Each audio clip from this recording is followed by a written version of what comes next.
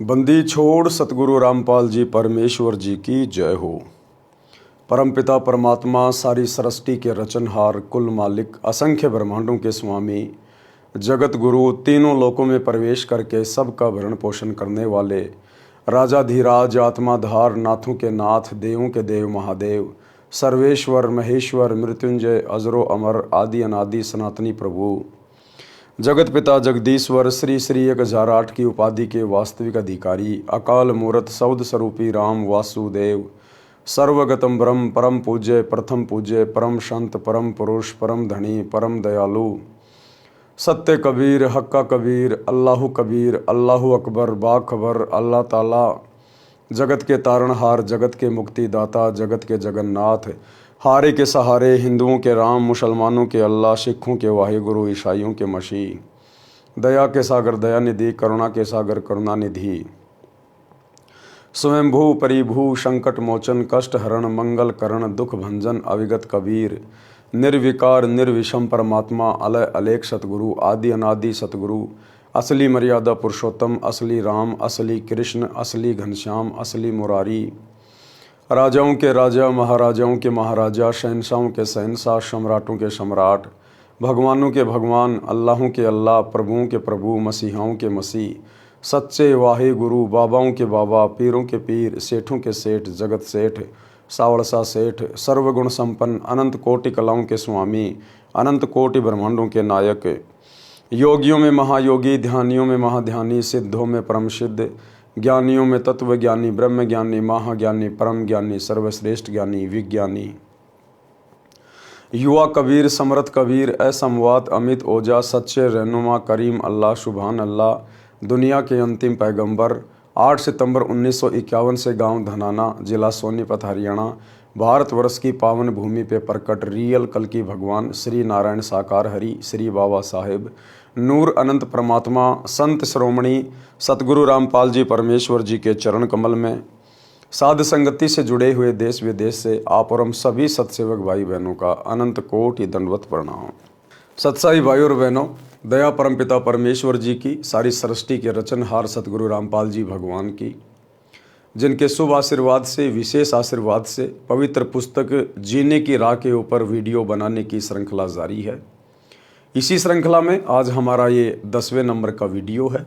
प्रत्येक वीडियो में गुरुदेव भगवान के आशीर्वाद से अध्यात्म से संबंधित बहुत सारी बातें आप और हम सभी भगत भाई बहनों को प्राप्त हो रही हैं।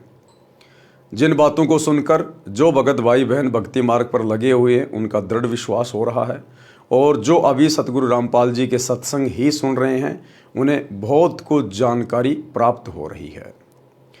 तो कल के वीडियो में गुरुदेव भगवान ने हमें राम भगत जी की कथा के माध्यम से बहुत सारी बातों से परिचित करवाया, अवगत करवाया कि किस प्रकार से हमने अपने बड़े बुजुर्गों का सम्मान करना चाहिए, उनकी सेवा करनी चाहिए, उनको प्रेम से बोलना चाहिए, ताकि हमारे बच्चों में संस्कार पड़े, और बुढ़ापे में यदि आज हम अपने बुजुर्गों की सेवा करेंगे तो आगे चलकर परमात्मा भी हमारी सेवा करवाएंगे। और घर स्वर्ग के समान बन जाता है जब संत का सत्संग घर में चलना शुरू हो जाता है। नाम दीक्षा लेकर सभी भक्ति शुरू कर देते हैं और अपनी आत्मा का कल्याण करवा लेते हैं। तो भाई और बहनों, ये पवित्र पुस्तक जीने की राह, यदि आपने अभी तक इस पुस्तक का पार्ट नंबर 1 नहीं देखा है तो आप जिसे प्रार्थना है पार्ट नंबर 1 से देखना ज़रूर शुरू करें, क्योंकि पार्ट नंबर 1 इस पुस्तक की भूमिका है, और भूमिका को अच्छे से पढ़े बिना, समझे बिना आगे का वीडियो समझ में आना थोड़ा मुश्किल है। तो आज की वीडियो में हम गुरुदेव भगवान के आशीर्वाद से शुरू करते हैं। पवित्र पुस्तक जीने की राह, पार्ट नंबर 10, पेज नंबर 71। सत्संग से घर की कलह यानी झगड़ा समाप्त होती है, क्योंकि सत्संग से ज्ञान होगा। ज्ञान से हम लोग विचार करेंगे कि हम क्यों लड़ रहे हैं, क्यों झगड़ रहे हैं। 2 दिन का ये जीवन है, कब किसका समय आ जाए कोई भरोसा नहीं है। हम क्यों लड़ रहे हैं, किसके साथ में लड़ रहे हैं, लड़ाई झगड़े से हमें मिलेगा क्या सिवाय टेंशन के। तो सत्संग से फिर आदमी विचार करना शुरू कर देता है। एक माई अपनी पुत्र वधू पर बात बात पर क्रोध करती थी। छोटी छोटी गलतियों को बढ़ा चढ़ाकर अपने पुत्र से कहती। पुत्र अपनी पत्नी को धमकाता। इस प्रकार घर नरक बना हुआ था। सत्संग के अभाव में वो घर नरक बना हुआ था। वो माई बात बात पर अपनी पुत्र वधू के साथ यानी अपने बेटे की पत्नी के साथ में झगड़ा करती, लड़ाई करती। क्योंकि सारा दिन वो क्या करती, आड़ोसी पड़ोसियों के पास में जाती, इधर उधर की बातें करती, भक्ति का कोई नामो निशान नहीं था, सत्संग में जाती नहीं थी, सारा दिन कुविचार मन में आते रहते थे, एक दूसरे की सुनी सुनाई बातें इधर उधर बाईपास करती रहती थी, अपने कर्म फोड़ रही थी। परमात्मा कहते हैं सत्संग में कुतिया भली साकट भली न माँ, वाह बैठी हरी चर्चा सुने वाह निंदा करने जा। परमात्मा कहते हैं सत्संग में ना जाने वाली माँ से वो कुतिया 100 गुना ज़्यादा अच्छी है, जो किसी कारण से संतों के सत्संग में बैठी हुई है, आसपास बैठी हुई है, परम संत के वचन उसके कानों में जा रहे हैं। और वो माँ जो सत्संग में नहीं जाती है, इधर उधर की निंदा चुगली करती है, वो तो उस कुतिया से भी बदतर है जो निंदा चुगली करके केवल अपने कर्म ही फोड़ सकती है। पुत्र वधू अपनी सासू माँ से कभी कभी कहती कि आप सत्संग जाया करो। अपनी पड़ोसन भी जाती है। सासू माँ बोली कि सत्संग में तो आई गई यानी बदचलन स्त्रियां जाती हैं, जिनका संसार में सम्मान नहीं होता, जो अच्छे कुल की नहीं है, हम खानदानी हैं, हमारा क्या काम सत्संग में। बुढ़िया कहती हमारा क्या काम है सत्संग में, सत्संग में तो ऐरी गैरी जाती है, जिनकी कोई इज्जत नहीं होती समाज में, जिनको कोई काम नहीं है, हम तो खानदानी है खानदानी। परमात्मा कहते हैं अगले जन्म में फिर वो खानदानी धर्मराज के द्वारा कुतिया बनाई जाती है, कुतिया, बिना सत्संग के, बिना भक्ति के। परमात्मा कहते हैं एक हरि की भक्ति बिना नारी कुतिया होए, गली गली भोकत फिरे टूक न डाले कोई। सारा दिन एक रोटी टुकड़े के लिए घर घर आंडेगी, घर घर, कोई जूत मारेगा, कोई एक आधा टूक डालेगा, नहीं मिलेगा तो खेत में जाके टट्टी खाएगी। जो आज खानदानी बनी बैठी है, जो आज अपने आप को इज्जतदार समझ रही है, कल को नंगी आंडेगी, नंगी, कोई इज्जत नहीं, नाम भी उसका गाली से शुरू होगा, कुतिया कुतिया। अपनी पड़ोसन भी सत्संग में जाती है। सासू माँ बोली कि सत्संग में तो आई गई यानी बदचलन स्त्रियां जाती हैं, जिनका संसार में सम्मान नहीं होता, जो अच्छे कुल की नहीं है, हम खानदानी हैं, हमारा क्या काम सत्संग में। ऐसे पुत्र वधू ने कई बार कोशिश की, परंतु माई मानने को तैयार नहीं होती। एक दिन गांव की स्त्री किसी कार्यवश उसके घर आई तो सास अपनी पुत्र वधू को गालियां दे रही थी, धमका रही थी कि आने दे तेरे खशम को, आज तेरी खाल उतराऊंगी। बात क्या थी कि गिलास में चाय रखी थी, जो सास के लिए डालकर पुत्र वधू बच्चे को लेने अंदर चली गई थी, जो सोया था, जागने पर रो रहा था। उस बच्चे को उठाकर लाने में 1 मिनट भी नहीं लगी थी कि इसी बीच में कुत्ता आया और चाय के गिलास में जीभ मारने लगा। गिलास गिर गया, चाय पृथ्वी पर बिखर गई। सासू माँ आंगन में उस गिलास से मात्र 20 फुट की दूरी पर चारपाई पर बैठी थी, हट्टी कट्टी थी, खेतों में सैर करके आती थी, परंतु काम के हाथ नहीं लगाती थी, इसी बात पर कलह कर रही थी।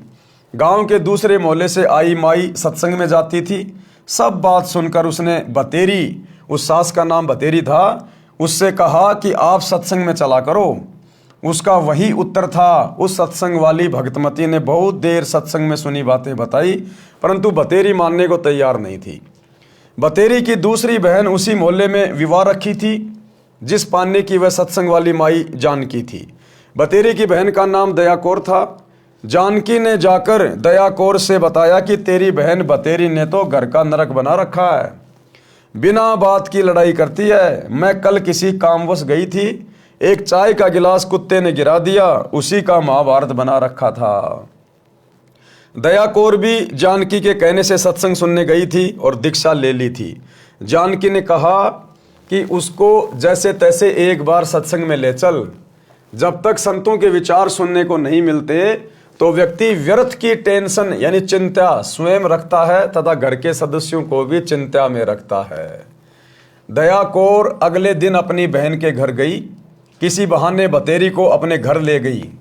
अब जो उसकी बहन थी बतेरी की दया कौर, वो किसी बहाने उसको अपने घर पे ले गई कि एक बार उसको यहाँ ले आऊं और फिर मैं इसको सत्संग में लेके जाऊंगी।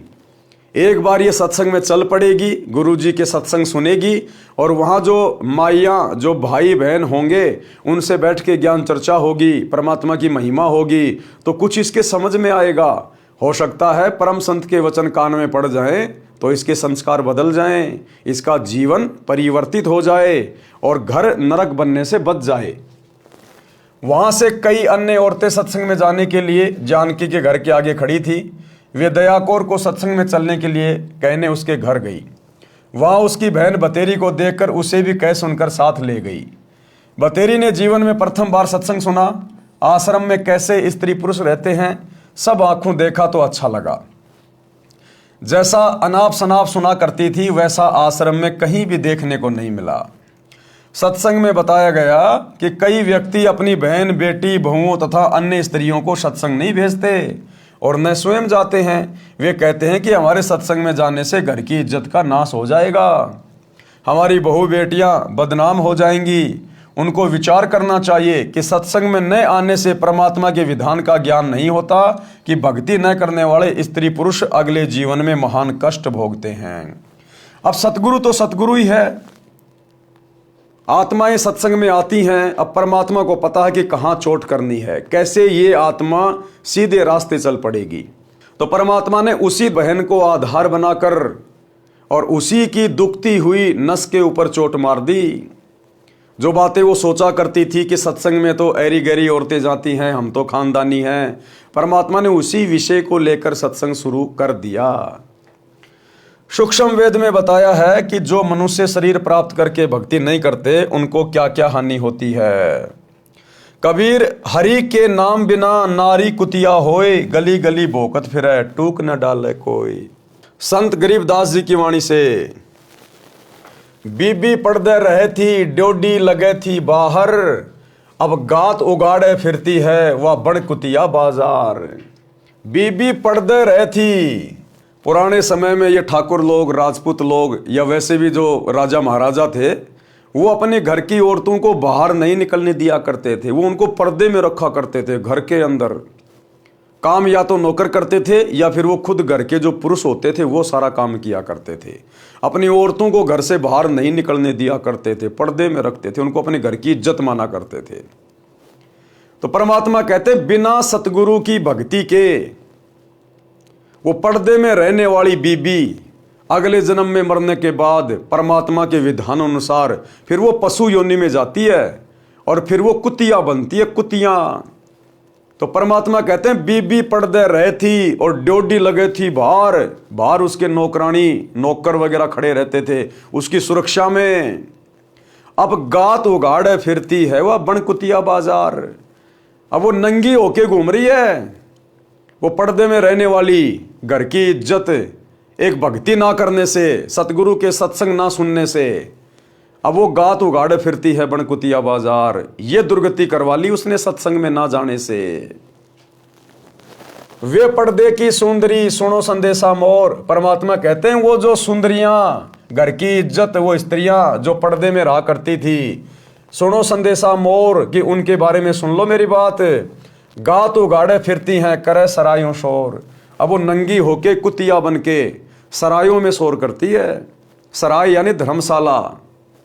कोई आने जाने वाले रुक जाया करते थे रात्रि को सराय में, धर्मशाला में, और जब वो खाना खाते थे तो एक रोटी टूक के लिए वो घर की इज्जत जो पर्दे में रहा करती थी अब कुतिया बन के उस खाने वाले की मुंह की तरफ देखती है, कब ये मेरे को रोटी का टुकड़ा डाले, कब मैं खाऊं। एक टूक के लिए वो काजू किशमिश के हलवे खाने वाली स्त्री, और जब वो एक आधा टूक डालेगा साथ में 10 ग्राम मिट्टी भी खाएगी वो।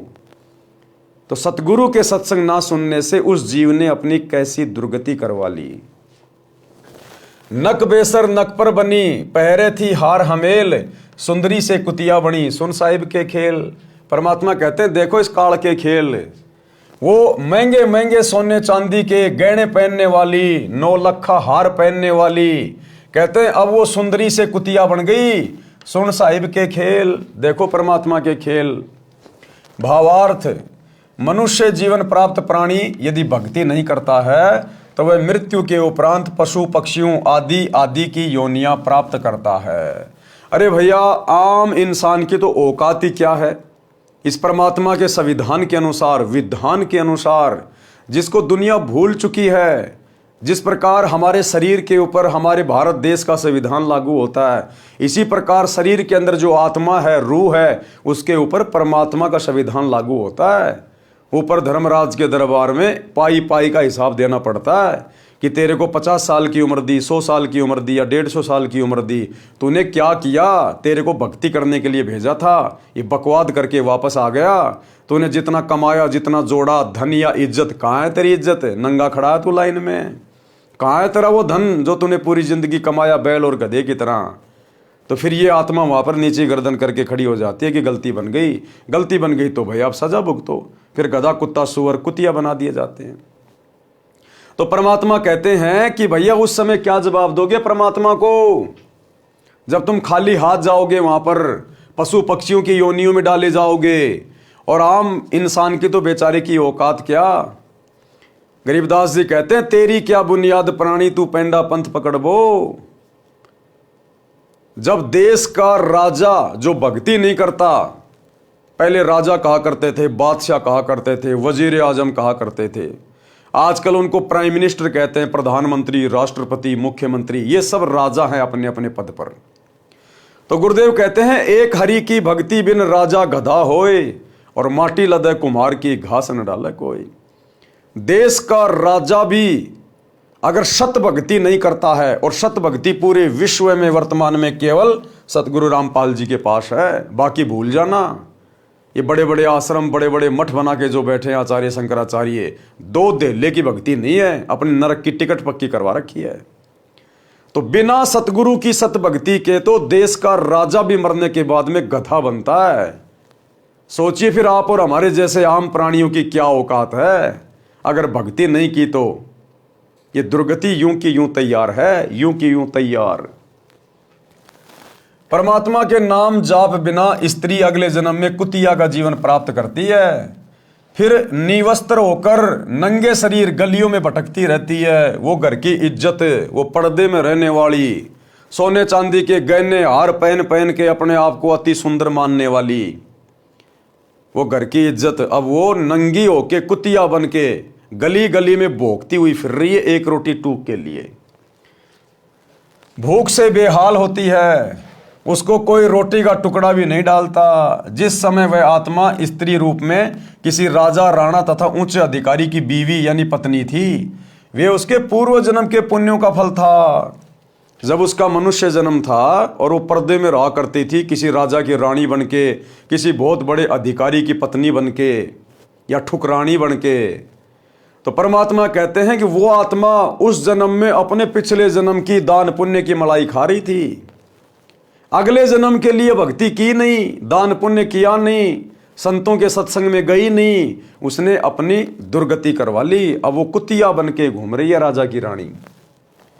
वे उसके पूर्व जन्मों के पुण्यों का फल था, जो कभी किसी जन्म में भक्ति धर्म आदि किया था, वह सर्व भक्ति तथा पुण्य स्त्री रूप में प्राप्त कर लिए। जैसे आज देश का प्रधानमंत्री है या कोई मुख्यमंत्री है, बहुत बड़ा कोई उद्योगपति है जिसका दुनिया में नाम है, और भक्ति आज वो कर नहीं रहा, और भक्ति भी करता है तो खाली लोग दिखावे की, अपने केवल वोट प्राप्त करने के लिए। किसी मंदिर का उद्घाटन कर दिया, किसी मस्जिद में चला गया, किसी तीर्थ पे चला गया, केवल जनता को खुश करने के लिए। और वो भक्ति भी शास्त्रों के अनुसार नहीं है। ये शास्त्रों में, किसी भी धर्म के धर्म शास्त्र में मूर्तियां बना बना के पत्थर की, सोने की, चांदी की या पीतल की, ये पूजने का आदेश नहीं है।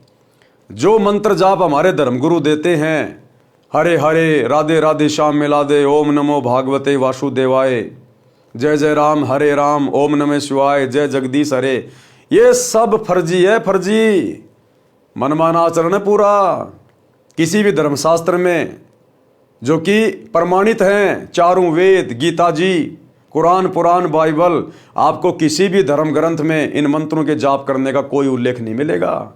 ये मनमाना आचरण है, मनमाना आचरण है। तो यदि वो देश का राजा, प्रधानमंत्री, मुख्यमंत्री अगर कोई भक्ति भी करता है तो वो भी शास्त्रों के विरुद्ध करता है, तो अगले जन्म में वो सीधा गधे की योनि में जाता है वो राजा। ये परमात्मा का विधान है। तो वर्तमान में वो राजा, वो मुख्यमंत्री, बहुत बड़ा कोई अधिकारी, बहुत बड़ा कोई बिजनेसमैन, कोई बॉलीवुड का हीरो हीरोइन, कोई ये क्रिकेटर, वर्तमान में यदि सतगुरु रामपाल जी की भक्ति नहीं करते हैं तो हमें वो जो ठाठ बाट करते हुए दिखाई दे रहे हैं ना, घूमते फिरते, नाचते गाते, मौज मस्ती करते, राज करते, वर्तमान में वो अपने पिछले मनुष्य जन्म की मड़ाई खा रहे हैं।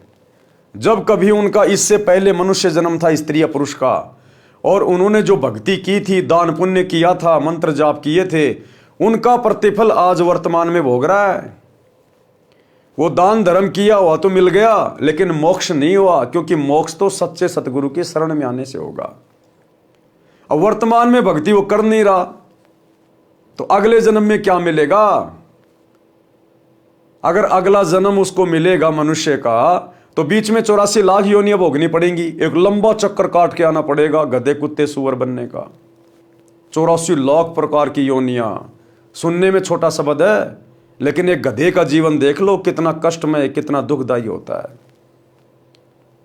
तो कहते वो राजा फिर अगले जन्म में पशु योनि में जाएगा, जो आज हमारे को बहुत बड़ा पावरफुल दिखाई दे रहा है।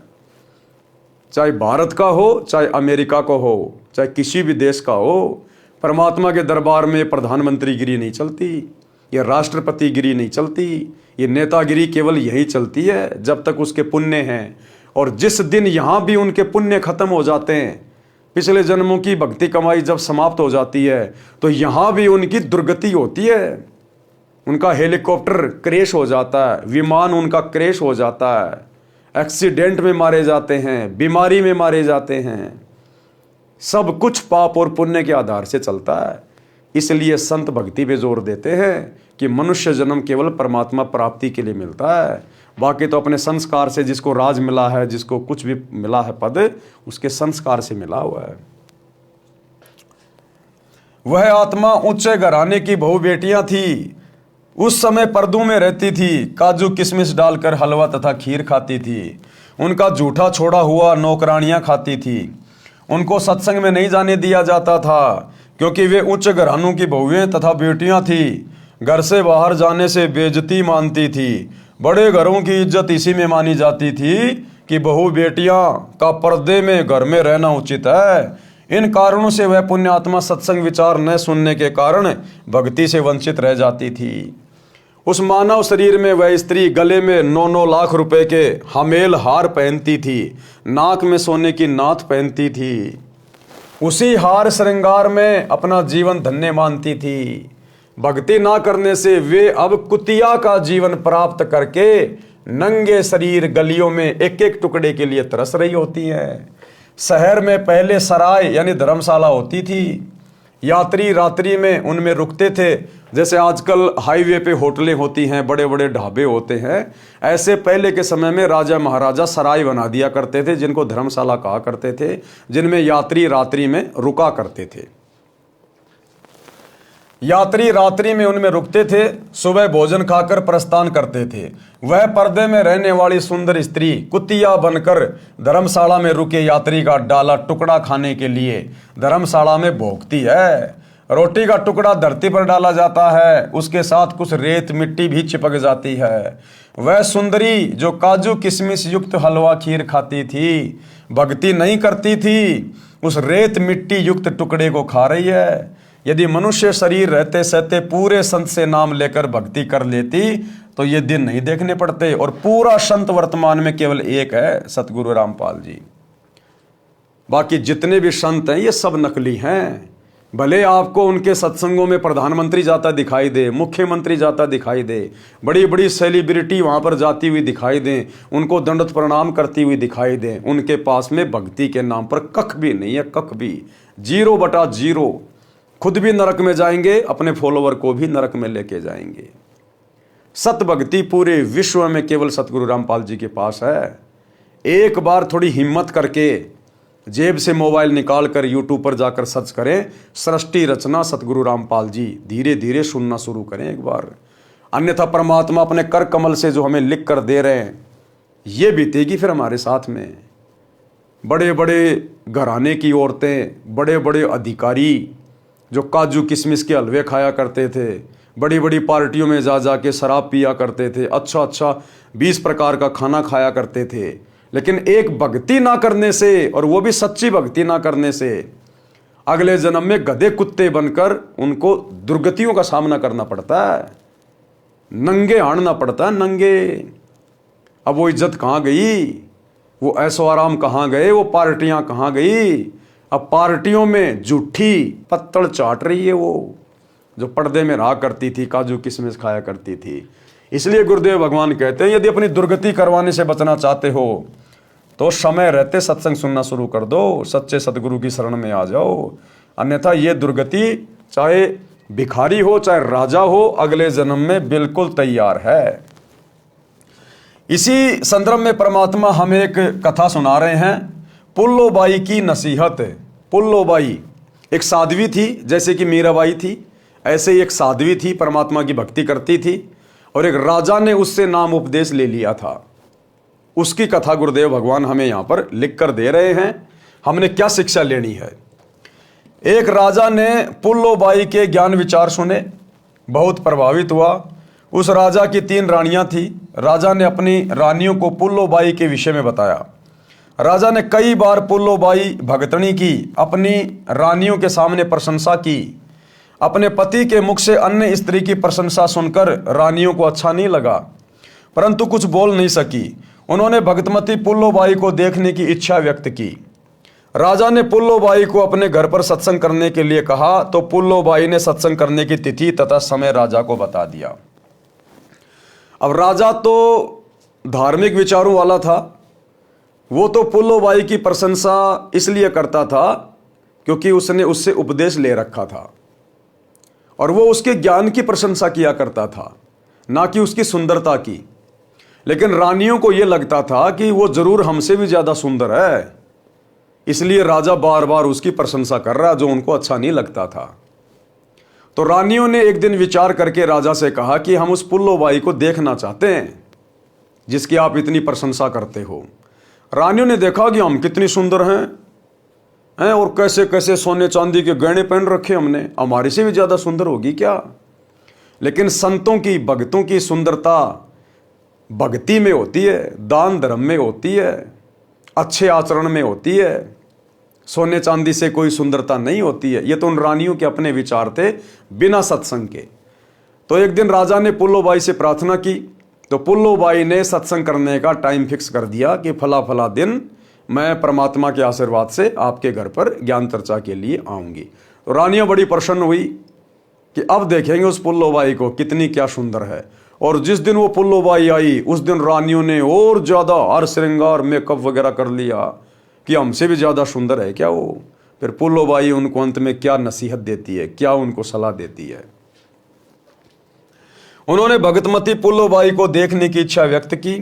राजा ने पुल्लोबाई को अपने घर पर सत्संग करने के लिए कहा, तो पुल्लोबाई ने सत्संग की तिथि तथा समय राजा को बता दिया। सत्संग के दिन रानियों ने अति सुंदर तथा कीमती वस्त्र पहने तथा सब आभूषण पहने, अपनी सुंदरता दिखाने के लिए कोई कसर नहीं छोड़ी। रानियों ने सोचा था कि पुल्लो बहुत सुंदर होगी। भगतमती पुल्लो राजा के घर आई। उसने खद्दर का मैला सा वस्त्र धारण कर रखा था, हाथ में माला थी, चेहरे का रंग भी साफ नहीं था। भगतमती पुल्लो को देखकर तीनों रानियां खिलखिलाकर हंसने लगी और बोली, ये है वो पुल्लो, हमने तो सोचा था बहुत सुंदर होगी। उसकी बात सुनकर भगतमती पुल्लोबाई ने कहा कि क्या कहा पुल्लोबाई ने अब उनकी बातें सुनकर,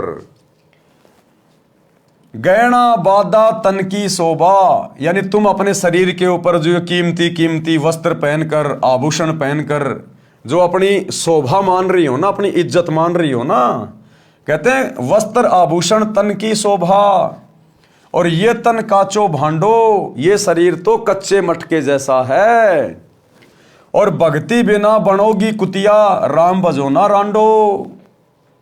कि हे बेशरम औरतों, भक्तिहीन औरतों, बिना परमात्मा की भक्ति के आज तुम अपने शरीर की सुंदरता, ये बहुत महंगे महंगे कपड़े, सोने चांदी के आभूषणों को समझ रही हो ना, ये शरीर तो कच्चे मटके की तरह है, कब फूट जाए कोई भरोसा नहीं।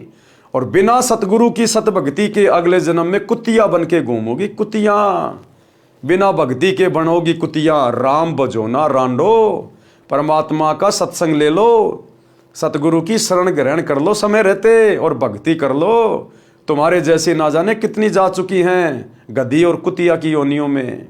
तो इस प्रकार से पुल्लोबाई ने उनको समझाने का प्रयास किया। भावार्थ, सुंदर वस्त्र तथा आभूषण शरीर की शोभा बढ़ाते हैं। ये शरीर नाशवान है, जैसे कच्चा घड़ा होता है। ये शरीर क्षण भंगुर है, यानी कब नष्ट हो जाए, एक्सीडेंट में ये मर जाए, छत से गिर जाए तो ये खराब हो जाए, टूट जाए, फूट जाए, आग में ये जल जाए, जहर खाने से ये मर जाए। इस शरीर का कोई स्टैंड ही नहीं है, ये तो बिल्कुल कच्चा मटका है, क्षण भंगुर है। न जाने किस कारण से, किस आयु में और कब नष्ट हो जाए। यदि भक्ति नहीं की तो अगले जन्म में कुतिया का जन्म पाओगी, फिर निवस्त्र भटकती फिरोगी। इसलिए कहा है रांडो, अर्थात स्त्रियों भक्ति करो। रांड शब्द विधवा के लिए प्रयोग होता है, परंतु सामान्य रीति में स्त्रियां अपनी प्रिय सखियों को प्यार से संबोधित करने में प्यारी गाली के साथ प्रयोग किया करती थी। अब शिक्षित होने पर यह शब्द प्रयोग नहीं होता। भगतमती पुल्लोबाई ने सत्संग सुनाया, कबीर परमेश्वर जी की साखियां सुनाई और क्या कहा, कबीर हरि के नाम बिना नारी कुतिया हो, गली गली भोकत फिरे टूक न डाले कोय। कबीर राम रटत कोडी भलो, चू चू पड़े जो चाम, सुंदर देही किस काम की, जा मुख नाही नाम। परमात्मा कहते हैं राम रटत कोडी भलो और चू चू पड़े जो चाम, सुंदर देह किस काम की, जामुख नाही नाम। एक व्यक्ति है, बहुत अट्टा कट्टा शरीर है, अच्छा चिकना चुपड़ा चेहरा है, अपने आप को बड़ा धन्य मान रहा है, सुंदर समझ रहा है, और राम नाम है नहीं उसके पास, यानी सच्चे सतगुरु की भक्ति है नहीं। तो परमात्मा कहते हैं वो चाहे कितना अट्टा कट्टा है, कितना सुंदर है, कितना स्वस्थ उसका शरीर है, अगले जन्म में बिना सतगुरु की भक्ति के 84 में जाएगा, पशु पक्षियों की योनियों में कष्ट उठाएगा। और एक ऐसा व्यक्ति है जो बीमार है, कोढ़ जैसा रोग लगा हुआ है, लेकिन परमात्मा का नाम मिला हुआ है, अपनी भक्ति करता है, कहते हैं वो शरीर त्यागने के बाद में मोक्ष प्राप्त करेगा और परमात्मा की भक्ति से उसका भयंकर से भयंकर रोग भी ठीक होगा। क्योंकि ये लक्षण है, ये गुण है परमात्मा की भक्ति के। परमात्मा अंधे को आंख देता है, कोढ़ी को काया देता है, बांझ को पुत्र देता है, निर्धन को माया देता है। ये गुण है परमात्मा के। तो कहते हैं राम रटत कोडी बलो, चू चू पड़े जो चाम। जिसका शरीर बीमारी से खराब हो रहा है लेकिन भक्ति कर रहा है, कहते हैं उस सुंदर व्यक्ति से लाख गुना अच्छा है वो, जिसका शरीर स्वस्थ नहीं है लेकिन जो भक्ति कर रहा है। क्योंकि ये मनुष्य शरीर भक्ति करने के लिए मिलता है। ये बकवाद करते हुए तो हमें असंख्य जन्म हो गए, असंख्य जन्म। ये कोई पहला मनुष्य जन्म नहीं हमारा। ना जाने आज से पहले कितने करोड़ों अरबों हमारे स्त्री पुरुष के मानव जन्म हो चुके हैं। हमने उन जन्मों में ये बकवादें तो करी हैं और हर जन्म को बर्बाद करने के बाद हम फिर 84 लाख योनियों में गए। अब की बार हमारा दाव लगा इस भक्ति युग में। परमात्मा धरती पर सशरीर प्रकट हैं सतगुरु रूप में। एक बार सत्संग सुनना शुरू करो। तो परमात्मा कहते हैं राम रटत कोडी भलो, चू चू पड़े जो चाम, सुंदर दे किस काम की, जा मुख नाही नाम। कबीर नहीं भरोसा देही का, विणस जावे छिन्न माही, श्वास उसास में नाम जपो और यतन कछु नाई। परमात्मा कहते हैं ना जाने ये तुम्हारा शरीर कब छूट जाएगा, इसका कोई भरोसा नहीं है। लिखा हुआ नहीं है कि तू 40 साल जिएगा, 50 साल जिएगा। परमात्मा के कागजों में तो लिखा है, लेकिन तुम्हें नहीं पता इस बात का। इसलिए अपनी मृत्यु को अति निकट समझकर, संतों के सत्संग सुनकर, ज्ञान से परिचित होकर उनके शरण लेके अपनी आत्मा का कल्याण कराओ। नहीं भरोसा देही का, ये विनस जाए छिन माही, 1 सेकंड नहीं लगती कब ये मर जाएगा एक्सीडेंट में, भूकंप में, बीमारी से। कहते हैं श्वास ऊ श्वास में नाम जपो और यतन कछु नाई। सतगुरु तुम्हें जो मंत्र दीक्षा देगा उसको श्वास ऊ श्वास से जपो, यानी सतगुरु जो विधि बताएगा उस विधि से भक्ति करो, मंत्रों का जाप करो, तब इस मनुष्य जन्म का कोई फायदा है। कबीर श्वास ऊं श्वास में नाम जपो, व्यर्थ श्वास मत खो, ना जाने इस श्वास को आवन हो के न होए। गरीब सर्व सोने की लंका थी, रावण से रणधीरम, एक पलक में राज्य गया जम के पड़े जंजीरम। कि वर्तमान में तुम्हारी औकात क्या है, हम हैं क्या, हैसियत क्या है। मालिक कहते हैं मर्द गर्द में मिल गए, जिनको वास्तु में हम लोग मर्द कह सकते हैं, जो वास्तु में ताकतवर थे, बलवान थे, जिनके पास में धन था, पावर थी, रावण जैसे, कंस जैसे, हिरण्यकशिपु जैसे। कहते मर्द गर्द में मिल गए, वो भी मिट्टी में मिल गए, बिना सतभक्ति के, बिना सतगुरु की सत्संगति के। मर्द गर्द में मिल गए रावण से रणधीरम, कंस केश चानोर से हिरणाकुश बलवीरम। कहते हैं तुम्हारी तो औकात क्या है, वर्तमान में 5-5 फुट के, 6-6 फुट के, 6.5 फुट के, पता नहीं क्या समझने लग जाते हैं अपने आप को। रावण की 150 फुट की हाइट थी, 150 फुट की। रोजाना 100 जोटों का मांस खाता था, 100 मटके दारू के पीता था रावण। अब ये बातें तुम्हारे समझ में कम आएंगी। एक बार सतगुरु के सत्संग सुनना शुरू करो, तब पता चलेगा इस दुनिया में कैसे कैसे बलवान होके जा चुके हैं। भीम द्वापर युग में, जिसमें 10,000 हाथियों जितनी पावर थी, आज एक कुत्ता बस में नहीं आता इंसान के। एक कुत्ता पीछे लग जाए तो आदमी आगे होके भग लेता है, और फिर भी ना जाने अपने आप को क्या समझ के रखते हैं कि हमारे से बड़ा बलवान कोई है नहीं। 4 दिन कोई सिंगल हड्डी आदमी जिम में क्या चला जाता है, शर्ट फाड़ने को हो जाता कि बस मेरे से बड़ा तो कोई है नहीं, हट जाओ सामने से सारे, नहीं तो फोड़ दूंगा। तो परमात्मा कहते हैं यहां रावण जैसे चले गए, जिन्होंने भगवान शंकर के कैलाश पर्वत को भी हिला दिया था। तुम्हारे से 1 क्विंटल का पत्थर नहीं हिलता आज। कहते हैं वो बिना सतगुरु की सतभक्ति के कुत्ते वाली मौत मरे, कुत्ते वाली मौत है। और आज कहीं चूहे बन के जमीन में बिल खोद के रह रहे वो। तो कहते हैं वर्तमान में 5-5 फुट के इंसानों, तुम्हारी क्या औकात है, तुम्हारी क्या वैल्यू है अगर भक्ति नहीं करी तो। कहते हैं सर्व सोने की लंका थी, रावण से रणधीरम। रावण 1 लाख पूत 1.25 लाख नाती, उस रावण के दीवाना बाती। रावण के 1 लाख बेटे थे, एक से बढ़कर एक, और 1.25 लाख रिश्तेदार थे उसके। कहते हैं आज उसके घर में कोई दीपक जलाने वाला भी नहीं है, उसका खानदान समाप्त हो गया। आज जिसके घर में 2-4 बेटे हो जाए ठीक ठाक से, पूरे गांव को धरना चाहता है, अगले जन्म में चूहा बन के बिल बना के रहेगा, दुनिया को दुखी करने वाला। सर्व सोने की लंका थी, रावण से रणधीरम, एक पलक में राज्य गया जम के पड़े जंजीरम। गरीब मर्द गर्द में मिल गए, रावण से रणधीरम, कंस केश चानूर से हिरणाकुश बलवीरम। और तेरी क्या बुनियाद है, जीव जन्म धर लेत। गरीबदास जी कहते हैं हे कलयुग के इंसान, तेरी क्या औकात है उन पहले वाले महापुरुषों के सामने। तेरा तो जीव शरीर है, जीव, तेरी तो कोई वैल्यू नहीं है। ना तो कोई ताकतवर है, ना ऐसा तो कोई धनवान है, कोई पैसे वाला है। आज कुछ नहीं है तेरे पास में, कब तेरी फूंक निकल जाए कोई भरोसा नहीं है। गरीब तेरी क्या बुनियाद है, जीव जन्म धर लेत। और गरीब दास हरि नाम बिना खाली रह जा खेत। सच्चे सतगुरु की भक्ति कर ले, अन्यथा भक्ति के बिना तेरा ये मनुष्य जन्म खाली रह जाएगा, और यमराज के दरबार में जाके मुंह लटकाएगा, सीधा 84 लाख योनियों में ठोकेगा। शब्दार्थ, कबीर परमेश्वर जी ने अध्यात्म का विधान बताया है, यानी परमात्मा का संविधान बता रहे हैं। कहा है कि जो स्त्री भक्ति नहीं करती वह अगले जन्म में कुतिया का जीवन प्राप्त करके गली गली भौंकती फिरती है। कोई उसको भोजन का ग्रास भी नहीं डालता। मानव जीवन में सब भोजन समय पर मिल रहा था, भक्ति ना करने से ये दशा होगी। परमात्मा की भक्ति कुष्ठ रोगी, जिसके शरीर की खाल भी कट कट कर गिर रही है, उससे रक्त निकल कर गिर रहा है, यदि वो भी करता है तो बहुत अच्छा है।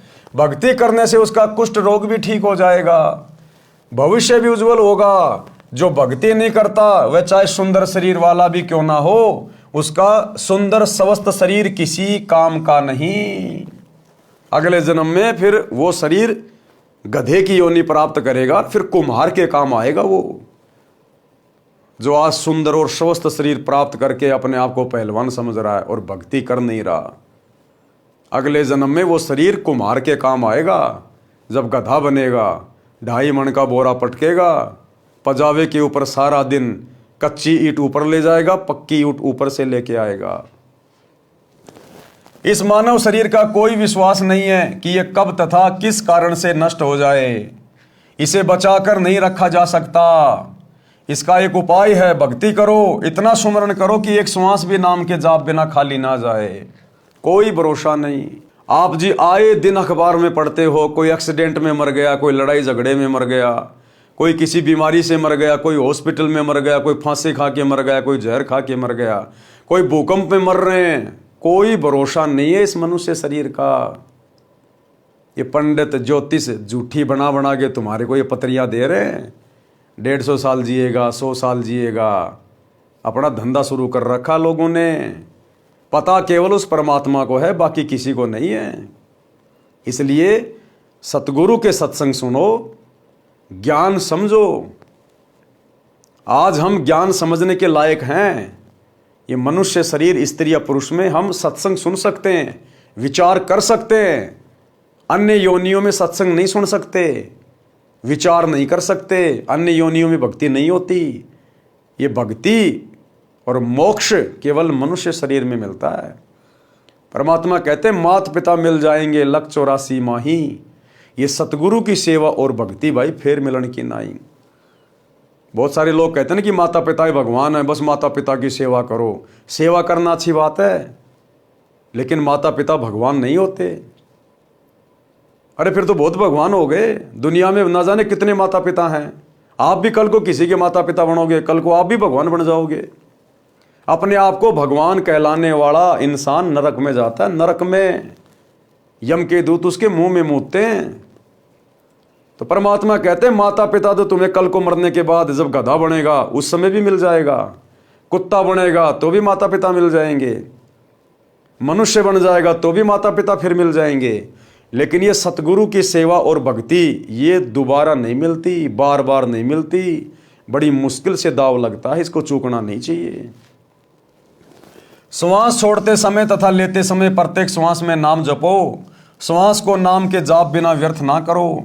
ये श्वासों से किया जाने वाला सुमरण केवल वर्तमान में इस धरती पर सतगुरु रामपाल जी के पास है। जो श्वास से नाम जपा जाता है, जिसको सतनाम कहते हैं। इसी सतनाम को जपने के लिए हमें ये श्वासें दी है परमात्मा ने। श्वास छोड़ते समय तथा लेते समय प्रत्येक श्वास में नाम जपो। श्वास को नाम के जाप बिना व्यर्थ ना खो।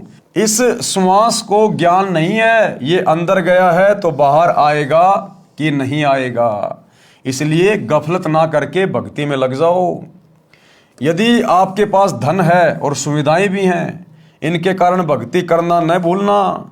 श्रीलंका के राजा रावण के पास अत्यधिक धन था। उसने सोने के मकान बना रखे थे और स्वयं भी योद्धा था, परंतु श्री रामचंद्र के साथ युद्ध हुआ, मारा भी गया और श्रवण भी लूट लिया गया। उसकी सोने की लंका भी हिंदुस्तान से जो वानर सेना गई थी लूट के ले आई। कोई 5 किलो, कोई 10 किलो उधर से तोड़ तोड़ के ले आए उसकी सोने की लंका को। तो कहते हैं उसका धन भी गया और उसका वो बल भी गया, राज्य भी गया। ये सब एक पलक में हो गया, यानी राम जी के तीर से मारा गया। कुछ ही समय में सब कुछ नष्ट हो गया तथा यम के दूत यानी मृत्यु देवता के नौकर उस रावण को जंजीरों में बांध कर ले गए, नरक में डाला गया। रावण जैसे मर्दाने यानी सूरवीर मिट्टी में मिल गए तथा मथुरा का राजा कंस, उसका प्रसिद्ध पहलवान चाणूर, कंस का नौकर केसी, रूपधारी राक्षस तथा हिरण्यकशिपु जैसे बलवान भी भक्ति बिना जीवन व्यर्थ कर गए। हे सामान्य प्राणी, तेरी क्या बुनियाद है? यानी तू किस आधार से बचेगा? तू कर्मों के अनुसार भिन्न भिन्न जीवों के शरीर धारण कर लेता है। संत गरीबदास जी ने परमेश्वर कबीर जी के बताए ज्ञान से कहा है कि भक्ति ना करने से तेरे को ऐसी हानि होगी जैसे किसान खेत में बीज न बोने से भूखा मरता है, उसे कोई लाभ नहीं होता। जिस प्रकार किसान खेत में बीज ना बोने से भूखा मरता है, उसी प्रकार मनुष्य शरीर में जो भक्ति का बीज नहीं बोता, सच्चे सतगुरु की शरण में नहीं आता, वो उसी प्रकार से अगले जन्मों में फिर महाकष्ट उठाएगा। भगतनी पुल्लों ने इस संसार की वास्तविकता बताई तथा भक्ति बिना होने वाले कष्ट बताए। छोटे से राज्य के टुकड़े को प्राप्त करके आप इतना गर्व कर रहे हो, ये व्यर्थ है। लंका का राजा रावण ने सोने के मकान बना रखे थे, सत भक्ति न करने से राज्य भी गया, सोना भी यही रह गया, नरक का भागी बना। राजा रानियों ने उपदेश लेकर भक्ति की तथा जीवन धन्य किया। जब पुल्लोबाई ने सत्संग किया और समझाया पूरी रात ज्ञान चर्चा करके, तब उन रानियों पे सत्संग का असर हुआ, क्योंकि सत्संग से ज्ञान होता है और हमारे संस्कार चेंज होने लग जाते हैं। तो राजा की रानियों ने भी वो मान बढ़ाई छोड़कर और पुल्लोबाई से उपदेश लेकर परमात्मा की भक्ति शुरू कर दी। कबीर हरि के नाम बिन राजा ऋषभ होए, ऋषभ यानी खच्चर गधा, मिट्टी लदे कुम्हार कह घास न नी रह कोई। भगवान की भक्ति ना करने से राजा गधे का शरीर प्राप्त करता है, कुम्हार के घर पर मिट्टी ढोता है, घास स्वयं जंगल में खाकर आता है। यानी गधे के साथ में बहुत ज्यादा बुरी बीतती है, यानी वो सबसे ज्यादा कर्मों की मार झेलता है, सबसे ज्यादा गधा। क्योंकि जब उसका मनुष्य जन्म होता है वो राजा होता है, और राजा ना जाने कितने लोगों को दुखी कर देता है, कितने लोगों को परेशान कर देता है। और वैसे भी राजा देश की जनता के टैक्स से अपनी सर्व सुख सुविधाएं भोगता है, तो पूरी जनता का जो कर्जा होता है वो राजा के ऊपर होता है। और अगले जन्म में वो राजा मरने के बाद गधा बनकर देश के प्रत्येक नागरिक का गधा बनता है, किसी का बैल बनता है, किसी की गाय बनती है, किसी की भैंस बनता है। इस प्रकार से अपना कर्जा उतारता, फिर वो इतनी दुर्गति होती है राजा की। तो फिर पीछे तू पशुआ की जे दीजे बैल बनाए, चार पहर जंगल में डोले तो नहीं उधर भराए। फिर ये दुर्गति होगी उस राजा की, अगले जन्म में जानवर बन के, और उसका पेट भी नहीं भरेगा ढंग से। इतना मोटा पेट लगा देगा भगवान, इतना मोटा, सारा दिन नीचा मुंह करके खाता रहेगा, पीछे से निकालता रहेगा, उसका पेट भी ढंग से नहीं भरेगा। और किसान सारा दिन जब वो बैल बनेगा उसको खेत में हल में जोतेगा, और शाम को सूखा सूखा चारा डालेगा, सूखा जौं का भूस। आंखों में आंसू आएंगे लेकिन मजबूरी में खाना पड़ेगा। जब वो राजा था, बड़े बड़े 7 स्टार होटल में 56 प्रकार की डिश खाता था, लेकिन एक भक्ति नहीं करी। अरे राज्य भी कर, किसने मना किया, लेकिन साथ में सतगुरु की भक्ति भी कर, और नेक नीति ईमानदारी से परमात्मा से डर कर अपना राज्य कर, जनता के साथ न्याय कर। राजा को यदि सत्संग मिल जाए, सच्चा गुरु मिल जाए, तो राजा को फिर ज्ञान होगा कि सदा राजा नहीं रहूंगा, कल को शरीर छोड़ के जाना पड़ेगा, परमात्मा को जवाब भी देना पड़ेगा। अगर परमात्मा ने तुझे इतनी बड़ी जिम्मेदारी दी है पूरे देश की, तो तेरे पास अच्छा अवसर है देश की सेवा करने का। राजा तो बहुत अच्छी प्रकार से भक्ति कर सकता है, क्योंकि राजा के पास धन की कमी नहीं होती। वो दान धर्म खूब कर सकता है, भंडारे कर सकता है, अपने शुभ कर्म बना सकता है, लेकिन बिना ज्ञान के वो उल्टे अपने कर्म फोड़ के जाता है और अगले जन्म में पशु योनि में जाता है। तो गुरुदेव कहते हैं फिर 56 प्रकार के भोजन खाने वाला, फिर वो कुर्डियों पे डोलता है, गंदगी खाता, फिर वो गधा बन के। सिर पर सींग दिए मन बोरे, धूम से मच्छर उड़ाए। फिर कहते हैं वो बैल बनेगा, उसके सिर पे 2 सींग लग जाएंगे और धूम से मच्छर उड़ाए। आज जो एसी में सोता है, कल को फिर बैल बनेगा ना, फिर उसके एक पूंछ लगा दी जाएगी, वो पूंछ ही उसका पंखा होगी, वो ही उसकी कूलर होगी, वो ही उसकी एसी होगी, उसी से अपने मच्छर और मक्खियां उड़ाएगा फिर वो राजा। तो कहते हैं सिर पर सींग दिए मन बोरे, धूम से मच्छर उड़ाए, और कांधे जुआ जोते कुआ, कोंदू का बुशकाए। उसको फिर किसान खेत में जोतेगा, खेत से पानी निकालेगा चड़स से, और खाने को क्या मिलेगा, कोंदू का भूस, जोक का चारा मिलेगा, जोक का भूस, जो बहुत तीखा होता है, चुभता है, लेकिन खाना पड़ेगा। अब वो राजा थोड़ी है जो उसके लिए 20 प्रकार की सब्जियां और 3 प्रकार की चपाती लेके आएंगे। भक्ति करता तो परमात्मा फिर से उसको मनुष्य जन्म देता, कोई बड़ा अधिकारी बनता, हो सकता राजा बन जाता, फिर से उसको वही सुविधाएं मिलती। लेकिन उसने अपनी बात बिगाड़ ली एक सच्चे सतगुरु की शरण ग्रहण ना करने के कारण। भावार्थ, गधे का शरीर पूरा करके वह प्राणी बैल की योनि प्राप्त करता है। कौन? वो राजा, वो अधिकारी जो भक्ति नहीं करता। मानव शरीर में जीव को कितनी सुविधाएं प्राप्त थी। भूख लगते ही खाना खाओ, दूध पियो, चाय पियो, प्यास लगे तो पानी पी लो।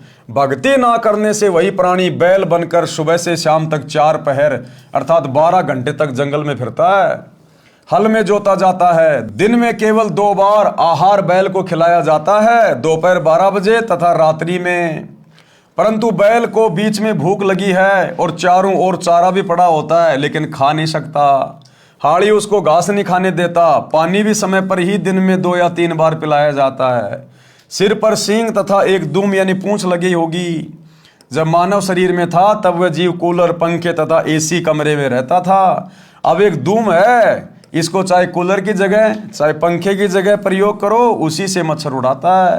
कहते हैं ऐसी दुर्गति होगी एक सतगुरु की भक्ति के बिना। सत्संग में यह भी बताया गया है कि घर में कलह का कारण परमात्मा के विधान को न समझकर संसार के भाव में चलना है। घर का कोई सदस्य घर में हानि नहीं करना चाहता, किसी कारण से हानि हो जाती है तो उसको लेकर कलह नहीं करनी चाहिए। जो हानि होनी थी वह तो हो चुकी है, वह तो ठीक नहीं होगी। व्यर्थ की कलह करना समझदारी नहीं है। लेकिन ये विचार तो भाई और बहनों उस समय उत्पन्न होंगे जब हम सच्चे सतगुरु की शरण में आके सत्संग सुनना शुरू करेंगे कि भैया जानबूझ के कोई घर में नुकसान नहीं करना चाहता, ना सास, ना बेटा, ना बेटे की बहू। जानबूझ के कोई हानि नहीं करेगा अपने घर में। जो होनी होती है वो हो गई, अब वो ठीक तो हो नहीं सकती। अब व्यर्थ में झगड़ा करके, लड़ाई करके तुम घर में अशांति पैदा कर सकते हो। लेकिन ये विचार आएंगे सत्संग में जाने से, सत्संग सुनने से। और जो सत्संग नहीं सुनता वो क्या करेगा सारा दिन? घर की औरतें क्या करेंगी? 24 घंटे तो घर में रहती नहीं है। आड़ोस पड़ोस में औरतों के साथ जाएंगी, बड़ी बुढ़ियों के पास बैठेंगी, वो ना जाने कहाँ कहाँ की बातें बताएंगी। उसकी बहू ऐसी, उसकी सास ऐसी, वो निकम्मी है, वो ऐसी है, उसने ये कर दिया, उसने वो कर दिया। फिर वैसी बातें वो बुढ़िया शाम को अपने घर पे आके अपने पुत्र वधू के साथ करेगी, उसके साथ में लड़ाई झगड़ा करेगी। आप जी कहीं काम धंधा करते हैं, मजदूरी करते हैं, ऑफिस में काम करते हैं, आपको वो ही अपने यार दोस्त 10-12 घंटे आपके संपर्क में रहेंगे, इधर उधर की व्यर्थ की बातें करेंगे। तो सत्संग के बिना इंसान में सुविचार उत्पन्न नहीं हो सकते, और सुविचार उत्पन्न हुए बिना घर में लड़ाई झगड़ा ही रहेगा। व्यर्थ का वाद विवाद किसी न किसी बात को लेके उत्पन्न हो ही जाएगा। जो हानि होनी थी वह तो हो चुकी है, वह तो ठीक होनी नहीं। व्यर्थ की कलह करना समझदारी नहीं है। जिससे गलती से कोई हानि हो जाती है तो उसे कहना चाहिए, हे बेटा बेटी, माता पिता या सास बहू, ये जो हो गया यह अपने भाग्य में नहीं था, आपने जानबूझकर तो किया नहीं है। इस बात से घर में शांति कायम रहती है। कलह में काल निवास करता है, लड़ाई झगड़े में कौन निवास करता है? काल। भूत प्रेतों का उस घर में डेरा होता है। जिस घर में सतगुरु का सत्संग नहीं, सतगुरु की शरण नहीं, उस घर में भूत प्रेतों का निवास होता है। और वही भूत प्रेत एक दूसरे में प्रेरणा करके सास बहू में, बेटा बाप में, वो भूत प्रेत ही उस घर में लड़ाई झगड़ा करवाते हैं। और जिस दिन आप सतगुरु की भक्ति ले लोगे, सतगुरु से उपदेश ले लोगे, वो भूत प्रेत कभी झांकेंगे भी नहीं उस घर की तरफ, कभी झांक कर भी नहीं देखेंगे। इतनी पावरफुल है सतगुरु की भक्ति, केवल सतगुरु रामपाल जी की भक्ति, अन्य की नहीं। अन्य तो खुद ही भूत है। वो कलह में काल निवास करता है, भूत प्रेतों का उस घर में डेरा होता है। जो कलह नहीं करते वे सुख से बसते हैं। जिस घर में परमात्मा की भक्ति यानी आरती, स्तुति, ज्योति, यज्ञ होती है, उस घर में देवताओं का निवास होता है। यानी सतगुरु के भगत तो खुद ही देवता स्वरूप होते हैं, खुद ही देवता स्वरूप। सत्संग सुनकर सब अपने अपने घर चली गई। यानी बतेरी की बहन दयाकोर और अन्य जितनी भी औरतें थी वो सत्संग से वापस आई और अपने अपने घर चली गई। लेकिन भाई और बहनों, बतेरी जिस सत्संग में गई थी वो सत्संग ओरिजिनल नहीं था। जिस गुरु से वो नाम दीक्षा लेके आई थी अपनी बहन के कहने से, वो शास्त्र अनुकूल साधना नहीं देता था। लेकिन फिर भी सत्संग सुनने से अच्छाई इंसान में उत्पन्न होती है। और जो बतेरी की जो बेटे की बहू थी पुत्र वधू, उसने सही गुरु से नाम उपदेश ले रखा था, जो गुरु शास्त्र अनुकूल साधना करवाता था। यानी परमेश्वर कबीर जी अपनी आत्माओं को सत्संग देने के लिए, ज्ञान देने के लिए अनेकों वेश बनाकर यहां पर विचरण करते रहते हैं। सत्संग सुनकर सब अपने अपने घर चली गई। सत्संग दिन के 12 बजे से 2 बजे तक हुआ था। पुत्र वधू को पता नहीं था कि सासू माँ सत्संग में गई थी। अगले दिन सुबह भैंस का दूध निकालकर पुत्र वधू उस दूध की भरी बाल्टी को छत में लगे कुंडे वाले सरिये में प्रतिदिन की तरह टांगने लगी। उसे लगा कि बाल्टी टंग गई, परंतु सरिये के उल्टी ओर बाल्टी का कड़ा लगा था। पुत्र वधू ने सोचा कि ठीक लगा है और बाल्टी छोड़ दी। बाल्टी पृथ्वी पर गिर गई, दूध बिखर गया। आवाज सुनकर बतेरी आई और पुत्र वधू दूध के बजाय सासू माँ की ओर मायूसी से देख रही थी। अब उस पुत्र वधू ने सोचा, जिसका नाम निशा था, कि भैया अब तो घर में वही लड़ाई झगड़ा, वही कलह शुरू हो जाएगी। अब ये जीने देगी ना मरने देगी, और रात को इसका बेटा आएगा, उससे भी मेरी पिटाई करवाएगी। उस बुढ़िया की तरफ देखने लग गई। बोलना उचित नहीं समझा, क्योंकि पुत्र वधू को पता था कि सासू माँ किसी भी सफाई के वचन नहीं सुनती। सोच रही थी कि आज का सारा दिन लड़ाई झगड़े में जाएगा, शाम को पति आएगा, उससे भी पिटाई करवाएगी। हे परमात्मा, ये कौन बनी? ऐसी गलती तो कभी नहीं हुई थी। हे सतगुरु, कुछ तो दया करो। उस निशा ने भी उपदेश ले रखा था। वो भी अपने सतगुरुदेव भगवान से अरदास करने लगी कि हे परमात्मा, हे गुरुदेव, दया करो, ऐसी गलती तो मेरे से कभी नहीं बनी। हे सतगुरु, कुछ तो दया करो, मैं तो आपकी भक्ति भी भूलने लगी हूँ। मुझे तो सारा दिन सासू माँ के श्लोक याद रहते हैं, क्योंकि घर में 24 घंटे लड़ाई झगड़ा। अब वो बहू बेचारी ज़्यादा कुछ बोलती नहीं, क्योंकि उसने तो नाम उपदेश ले रखा था। वो सासू माँ सारा दिन लड़ाई झगड़ा रखती थी, तो बेचारी डर के मारे अपने गुरुजी की भक्ति भी नहीं कर पाती थी, सत्संग भी नहीं सुन पाती थी। और सासू माँ के श्लोक ज़्यादा याद थे, यानी उसकी गालियाँ ज़्यादा याद रहती और सत्संग रहते कम याद। तो बोले, गुरुदेव, मैं तो आपकी भक्ति भी भूलने लगी हूँ, ये तो इतना झगड़ा करती है। हे सतगुरु, कुछ तो दया करो, मैं तो आपकी भक्ति भी भूलने को हो रही हूँ। मुझे तो सारा दिन सासू माँ के श्लोक याद रहते हैं। बतेरी बोली, बेटी, जो होना था वह हो गया। आज हमारे भाग्य में दूध नहीं है, चिंता ना कर। इस दूध को ऊपर से हाथों से बाल्टी में डालकर भैंस को पिला दे। ये कहकर जो नाम दीक्षा ली थी उसका जाप करने लग गई।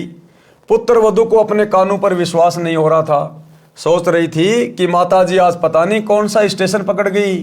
ये शीतल वचन तो बतेरी की बोरी में नहीं थे, इसमें तो खड़ भरी थी। आसपास से निकलती थी तब भी बड़बड़ की झल निकलती थी। पुत्र वधू का नाम निशा था। वह सोच रही थी कि निशा, आज निशा में तेरी बुरी होगी दशा, यानी आज रात्रि तेरी पिटाई होगी। इसका बेटा आएगा, उस समय सारी बात बताएगी और तेरी बुरी दशा होगी।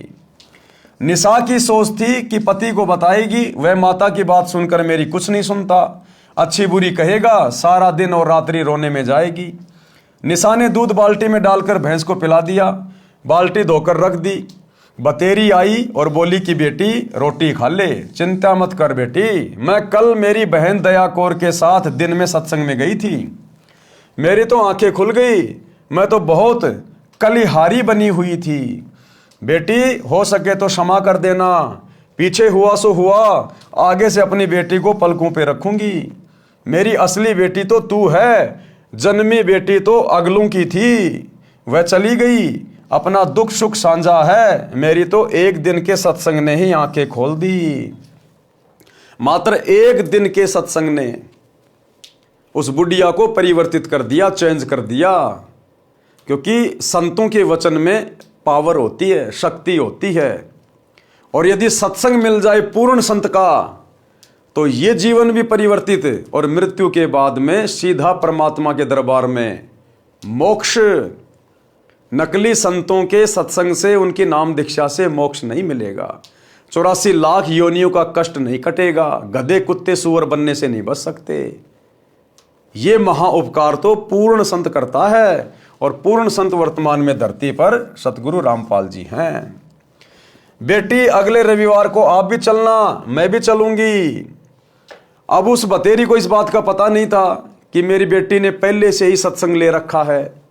वो बेचारी डर डर के भक्ति किया करती थी। सासू माँ को वो बताया नहीं करती थी कि बताऊंगी तो और ज़्यादा झगड़ा करेगी ये, तो छुप छुप के अपनी आरती कर लेती थी, कोई सत्संग वगैरह सुन लिया करती थी इस प्रकार से। तो बुढ़िया को इस बात का मालूम नहीं था। तो बुढ़िया ने कहा, बेटी अगले रविवार को आप भी चलना, मैं भी चलूंगी, धीरे धीरे बेटे को भी ले चलेंगे।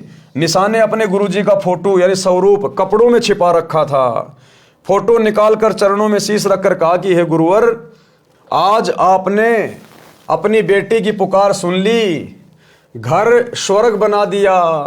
शाम को चतर सिंह आया, यानी उस बुढ़िया का बेटा, शाम को चतर सिंह आया तो माता ने दूध गिरने का जिक्र भी नहीं किया। कुछ दिन बाद चतर सिंह को भी नाम दिला दिया। कुछ समय पश्चात निशा के गुरुजी आ गए। अब एक दिन उसकी पुत्र वधू के गुरुजी उसके घर पे आ गए।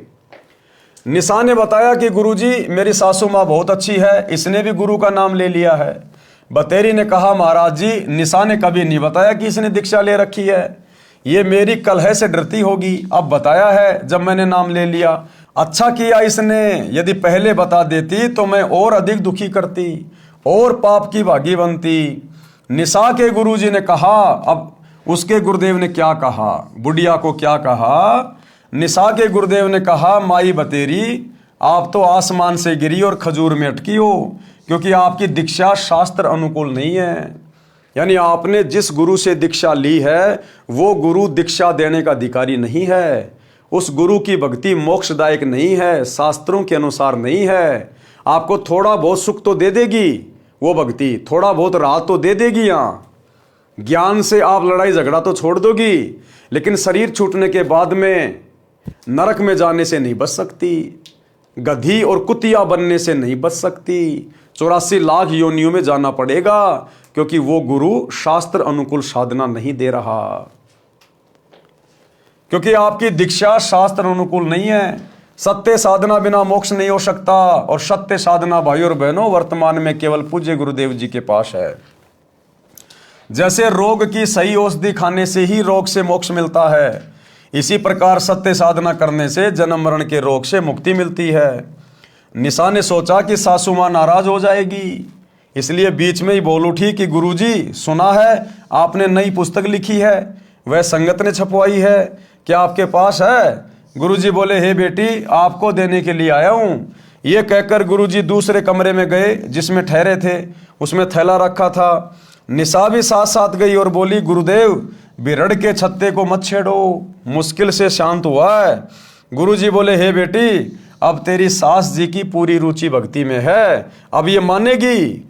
गुरुजी 3 दिन रुके, तत्व ज्ञान समझाया। बतेरी ने भी गुरु बदल लिया और अपना कल्याण करवाया। 3 दिन तक गुरुदेव ने सत्संग सुनाया, क्योंकि कबीर परमात्मा भिन्न भिन्न वेश धारण करके पृथ्वी पर घूमते रहते हैं अपनी आत्माओं के लिए। तो जब अच्छे से सत्संग सुनाया, सृष्टि रचना बताई, तो उसकी सासू को फिर ज्ञान समझ में आ गया कि भाई मैंने तो अपनी आत्मा का कल्याण करवाना है। अगर एक डॉक्टर से रोग ना कटे तो डॉक्टर बदलने में कोई दिक्कत नहीं होनी चाहिए। तुरंत उसने गुरुजी को सरेंडर कर दिया और शास्त्र अनुकूल भक्ति दीक्षा लेकर शुरू कर दी। सत्संग से घर स्वर्ग बन गया, चारों ओर शांति हो गई। जहां गाली गलौज से सारा दिन गोड़े छूटते थे, अब उस घर में परमात्मा के ज्ञान की गंगा बहने लगी। भगतमती निशा के गुरुजी परमेश्वर कबीर जी थे, जो अन्य वेश में सत्य भक्ति प्रचार करने के लिए घूमते फिरते थे। उन्होंने बताया कि किस प्रभु की भक्ति करनी चाहिए, पढ़ें इसी पुस्तक के पेज नंबर 226 पर। निष्कर्ष, परमेश्वर कबीर जी ने बताया है कि मन नेकी कर ले 2 दिन का मेहमान, कि हे जीवात्मा, क्या फूला फूला फिर रहा है, ये 2 दिन का जीवन है, यानी छोटी सी तेरी उम्र है, और कब परमात्मा के घर जाना हो जाए कोई भरोसा नहीं है। ऊपर जाकर क्या जवाब देगा, क्या हिसाब किताब देगा। समय रहते भक्ति कर ले। मात पिता तेरा कुटुंब कबीला, कोई दिन का रल मिल का मेला, अंत समय उठ चले अकेला, तज माया मंडान। कहाँ से आया कहाँ जाएगा, तन छूटे तब कहाँ समाएगा। कि भाई सबसे पहले तो तेरे को आत्मज्ञान होना चाहिए कि तू कहाँ से आया है, यानी क्यों तेरा जन्म हुआ है, कहाँ जाएगा, मरने के बाद तू कहाँ जाएगा। जब तेरा शरीर छूटेगा तो कौन तुझे ओटेगा, तो किसकी शरण में जाएगा। आज व्यक्ति घर से बाहर किसी शहर में जाता है तो पहले विचार करता है कि कहाँ रहूँगा, क्या खाऊंगा, कहाँ मेरा ठिकाना होगा। और नालायक, ये शरीर छोड़ते समय तू जरा भी विचार नहीं करता कि मरने के बाद मैं कहाँ जाऊँगा, पशु बनूंगा या इंसान बनूंगा या मेरा क्या होगा। ये संतों के सत्संग से पता चलता है। आत्मज्ञान उसी को कहते हैं। कहाँ से आया कहाँ जाएगा, तन छूटे तब कहाँ समाएगा। आखिर तुझको कौन कहेगा गुरु बिना आत्मज्ञान, कि बिना सतगुरु के तुझे ये आत्मज्ञान भला कौन बताएगा। कौन तुम्हारा सच्चा साई, झूठी है ये सकल सगाई। चलने से पहले सोच रे भाई, कहाँ करेगा विश्राम। रहट माल पन घट जो भरीता, आवत जात भरे कर रीता। जुगन जुगन तू मरता जीता, करवा ले रे कल्याण। लख 84 की सह तरासा, ऊंच नीच घर लेता बाशा। कहे कबीर सब मिटाऊं राशा, कर मेरी पहचान। यानी सतगुरु रूप में जब परमात्मा आता है तो कहते हैं पहचान कर ले सत्संग सुन के, तेरा सदा सदा का ये जन्म मरण का झंझट मिटा दूंगा तेरा। भावार्थ, परमेश्वर कबीर जी ने अपने मन को संबोधित करके हम प्राणियों को सतर्क किया है कि इस संसार में 2 दिन का यानी थोड़े समय का मेहमान है। इस थोड़े से मानव जीवन में आत्मज्ञान के अभाव से अनेकों पाप इकट्ठे करके अनमोल मानव जीवन नष्ट कर जाता है। धन कमाने की विधि तो संसार के व्यक्ति बता सकते हैं, परंतु गुरुदेव जी के बिना आत्मज्ञान यानी जीव कहाँ से आया, मनुष्य जीव का मूल उद्देश्य क्या है, सतगुरु धारण किए बिना यानी दीक्षा लिए बिना जीव का मानव जन्म नष्ट हो जाता है। ये बात गुरु जी के बिना कोई नहीं बताएगा। चाहे पृथ्वी का राजा भी बन जा, परंतु भविष्य में पशु जन्म मिलेगा। जन्म मरण का चक्कर गुरु जी के ज्ञान व दीक्षा मंत्र बिना समाप्त नहीं हो सकता। जब तक जन्म मरण का चक्कर समाप्त नहीं होता तो बताया है कि ये जीवन अरहट का कुआं लोई, यागड़ बंध्या है सब कोई। कीड़ी कुंजर और अवतारा, अरहट डोर बंधे कई बारा। भावार्थ, जैसे रहट के कुएं में लोहे की चक्री लगी होती है, उसके ऊपर बाल्टियों की चैन वेल्ड की जाती है, उसको रहट कहा जाता था। पहले बैल या ऊंट से चलाते थे, जैसे कोल्लू बैल ऊंट से चलाते हैं, पहले अधिक चलाते थे। रहट की बाल्टियां नीचे कुएं से पानी भरकर लाती हैं, ऊपर खाली हो जाती हैं। ये चक्कर सदा चलता रहता है। इसी प्रकार पृथ्वी रूपी कुएं से पाप तथा पुण्यों की बाल्टी भरी, ऊपर स्वर्ग नरक में खाली की। इस प्रकार जन्म मरण के चक्कर में जीव सदा रहता है।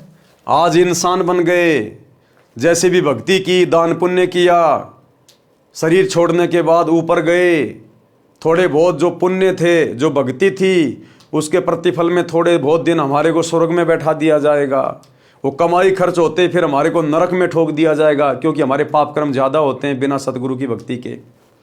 नरक का समय पूरा होगा, फिर पृथ्वी पर 84 लाख योनियों में पशु पक्षियों के शरीर में कष्ट भोगने के लिए डाल दिया जाएगा। तो परमात्मा कहते हैं ये चक्कर तेरा सदा चलता रहेगा। 84 के बाद फिर तेरे को एक मनुष्य जन्म मिलेगा, फिर उस मनुष्य जन्म में तू इसी प्रकार से परिवार के पोषण में, बच्चों के लालन पालन में, 2 रोटी कमाने में, भक्ति कभी की कभी नहीं की, मरने के बाद फिर गधा कुत्ता। कहते ये अरहट का कुआं, अरहट का चक्कर तेरा सदा चलता ही रहेगा। इसको सतगुरु के बिना कौन समाप्त करेगा, कोई नहीं कर सकता। ऊपर के शब्दों में यही समझाया है कि संसार में परिवार धन सब त्याग कर एक दिन अकेला चला जाएगा, फिर कहीं अन्य स्थान पर जन्म लेकर यही क्रिया करके चला जाएगा। यदि आप घर से किसी अन्य शहर में जाते हैं तो जाने से पहले निश्चित करते हो कि कहाँ जाएंगे, उसके बाद कहाँ विश्राम करेंगे, परंतु संसार छोड़कर जाते हो तो कभी विचार नहीं करते कि कहाँ विश्राम करोगे। हे जीव, 84 लाख प्रकार के प्राणियों के शरीरों में प्रताड़ना सहन करता है, मरता जीता नए प्राणी का जीवन प्राप्त करता है। कभी राजा बनकर उच्च बन जाता है, कभी कंगाल बनकर नीच कहलाता है। परमात्मा कबीर जी समझा रहे हैं कि अवतारगण राम कृष्ण आदि आदि भी सत्य साधना न मिलने के कारण जन्म मरण के चक्कर में पड़े हैं। अब बताओ, ब्रह्मा विष्णु महेश ये भी जन्म मरण के चक्कर में हैं। राम श्री कृष्ण ये अवतार, ये पीर पैगंबर, ये भी जन्म मरण के चक्कर में हैं और इस जन्म मरण के चक्कर से निकालने की एकमात्र शत भक्ति वर्तमान में सतगुरु रामपाल जी के पास उपलब्ध है। इन सभी बातों पे विचार करके, गौर करके, कुछ दिन यूट्यूब पर इनके सत्संग सुन के भाई और बहनों जल्द से जल्द दीक्षा प्राप्त कर लो, यानी सतगुरु की शरण प्राप्त कर लो, नहीं तो बुरी बनेगी। और गुरुदेव कह रहे सत्य साधना मेरे पास है, हे प्राणी तू मेरे को पहचान, मैं समर्थ परमात्मा हूं, मैं तेरा जन्म मरण का सर्व झंझट समाप्त कर दूंगा। तो भाई और बहनों कहते हैं सकल पदार्थ है जगमाही, कर्महीन नर पावत नाई। जिसके भाग्य में नहीं होता है वो उस अनमोल वस्तु को प्राप्त नहीं कर सकता।